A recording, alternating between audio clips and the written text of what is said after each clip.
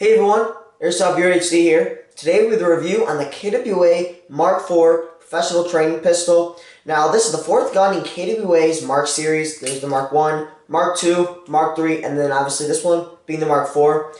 Now they all have the same internal quality of KWA standards. However, externally, they all have their different designs based around the 9-11. So it's pretty cool. I can pick what type of design and color you want.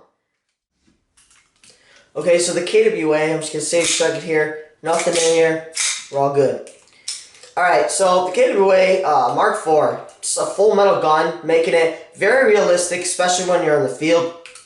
I really like it. And also, it provides a really nice durability. It's always nice to have a full metal gun, with some of them, except like Tokyo Marui and stuff. But anyways, the KWA, this is actually a pretty heavy gun. For it being just an airsoft gun, it is pretty similar to an actual firearm. Anyways, so on the slide you got the Mark IV. Just writing the model. I like how they put that there because it lets you know what model you have in case something happened or something like that gets mixed up. And on the right side you have a KWA logo. I really liked it. It's nice and simple and clean. Okay, so on the slide, the paint job isn't the best, considering that it's actually wearing down on the right side here and on the top. But you gotta have to expect that. It's only $165. They're not gonna put millions of dollars into the paint job, so you gotta kind of expect that to happen. Okay, so the sights on the gun, how you aim. The rear one's 2 white dots. I like that. Better target acquisition. I love when they have the white dots. Front one's actually gone. It went missing. Put on a search warrant. But basically it fell off. You can move it. So it fell off though and got lost. That's actually a bad thing because when you put it in your holster, that can easily fall off. And that's one of the bad things about the design they did. I understand they want to adjust and stuff, but I mean, if it's gonna fall off, that's kind of pointless, you know. I don't like that. So, but the sights well, when the front side was there, it was pretty good. Anyways, the slide also has cocking serrations. These really don't need to be mentioned, but I want to. Basically, when you pull it back, you can lock it back, and it's nice and easier to pull back. Also, it adds a nice design to the gun. It makes it look more professional and more like a real firearm. Unlike some guns out there, they put poor quality into it. They did put some quality into this one. The hammer there's a decocker. Basically, you leave the safety off, hold the hammer down, pull the trigger, and let it go slowly.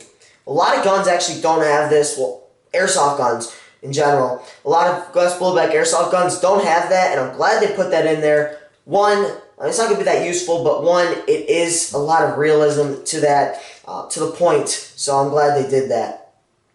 Okay, so this being an airsoft gun, it has a safety, and the safety is a thumb safety, as well as a beaver tail one. The thumb safety is actually pretty loose. I don't like that at all. It's actually not pretty safe for that matter, because you could just be holding here and accidentally hit it off, and then something happens, someone could get hurt. Also, if you're like in Milsim Play and you're going into a fake house or something, and then it's accidentally on because you click it on an accident because you're running, you can't shoot and you're out. So it's also a bad thing in that part. It has an open ejection port. Really realistic. A lot of gas blowbacks airsoft guns have these anyways. I just wanted to mention it because it is pretty cool. Plastic outer barrel. It's a little different. The gun also has a skeletonized trigger. Skeletonized triggers are my favorite personally. However, they are pretty nice and they do provide that kind of like futuristic look into guns. If you've ever seen a real gun with it, they look really nice. Personally, this doesn't look that cool with it. But that's your opinion. Let me know what you think of it. This being a gas blowback, it slides back every time you shoot. And there is a slide lock that holds it back when there's no more ammo or something like that. You can also get into cleaning it and stuff, and that can be disassembled. Disassembly of the gun is relatively easy. If you don't know how to do that, check out a video on YouTube, or actually I'll do it right now. And basically you just got to line up with a second notch, and you can take it off. Okay, so this gun has plastic grips though. That's really the only plastic thing on this gun is the plastic grips. They're actually really nice. They're nice and thin, and I do like that.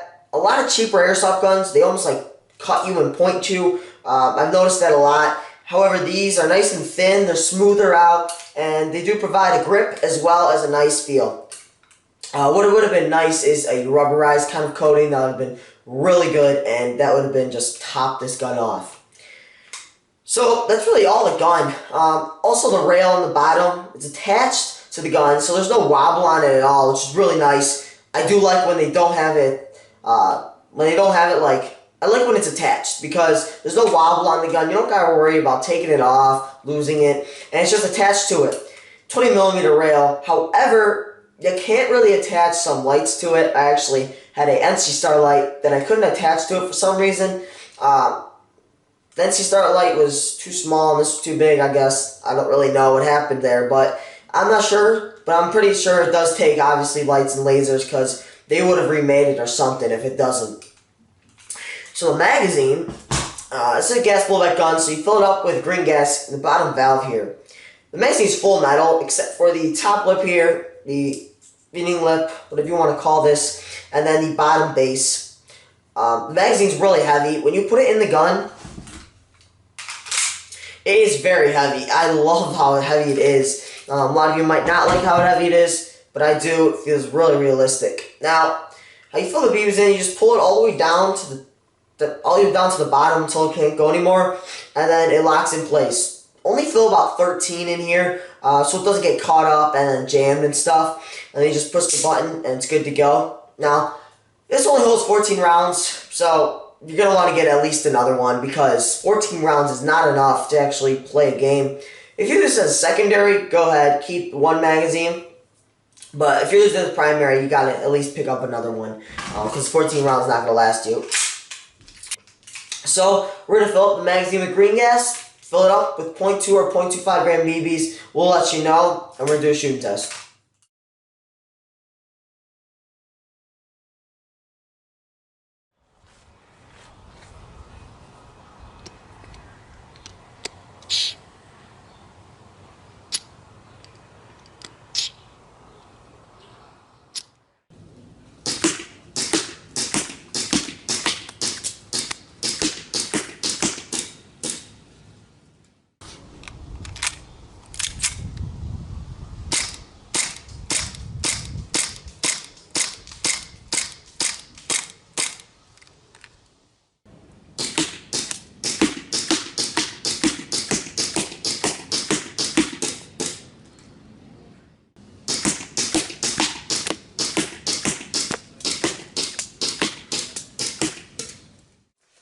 Okay, so after we shot the gun, the KWA at 50 feet with 0.25 gram BBs. It shot pretty well due to that it was outside, it was decently cold outside, and there was a little bit of wind. There's a grouping in the middle here, and then a grouping right around here. That's really all the groupings, otherwise they're just spread across the target.